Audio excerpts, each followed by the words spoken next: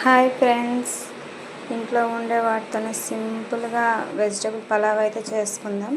ముందుగా కుక్కర్ పెట్టుకొని అందులో ఆయిల్ వేసుకొని ఉల్లిపాయలు పచ్చిమిర్చి వేసుకోవాలి.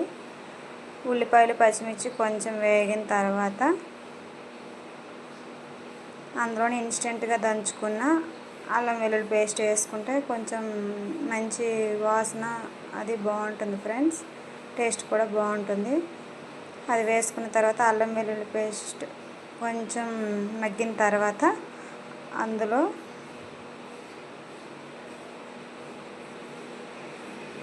కొంచెం టమాటా ముక్కలు వేసుకోవాలి. టమాటా కలుపుకున్న తర్వాత అందులోనే బంగాళాదుంపలు, పచ్చి బఠానీలు,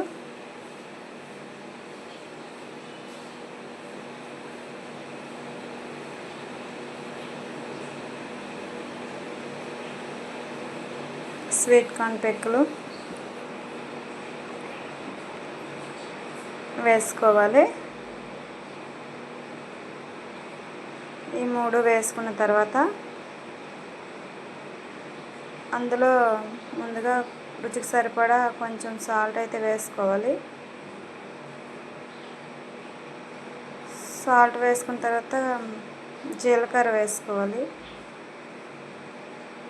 కొంచెం పసుపు,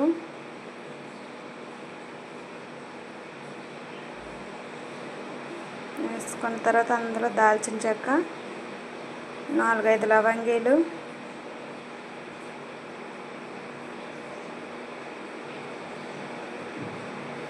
అలాగే 4-5 మిరియాలు,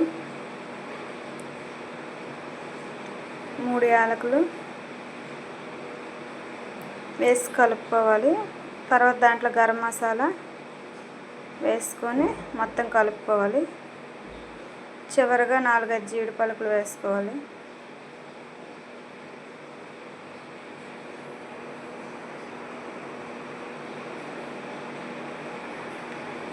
జీడి పలుకులు వేసుకుని కలుపుకున్న తర్వాత ఒక గ్లాస్ బియ్యానికి 2 గ్లాసులు వాటర్ అయితే పోసుకోవాలి. వాటర్ కొంచెం హీట్ అయిన తర్వాత ముందుగా కడిగి పెట్టుకున్న బియ్యాన్ని అయితే అందులో వేసుకోవాలి.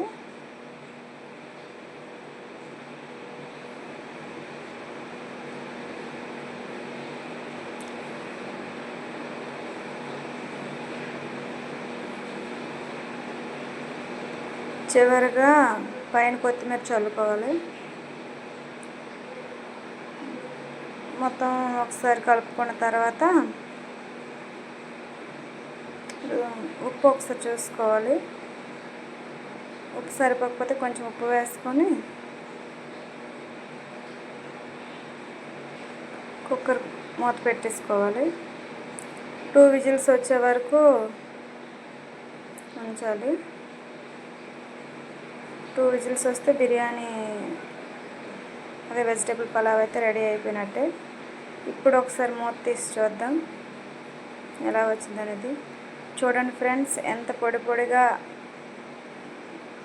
ఎంత మంచి సువాసనతో వచ్చిందో ఈ వెజిటేబుల్ పలావ్ అనేది. ఒకసారి ఎవరైనా ట్రై చేయాలనుకుంటే ఇంట్లో ఉండే వాటితోనే సింపుల్గా నోటికి రుచిగా ఇలా చేసుకోండి ఫ్రెండ్స్. ఒకసారి చేసుకొని టేస్ట్ చూసి ఎలా వచ్చిందనేది కామెంట్ సెక్షన్లో తెలియజేయండి. Okay friends, bye.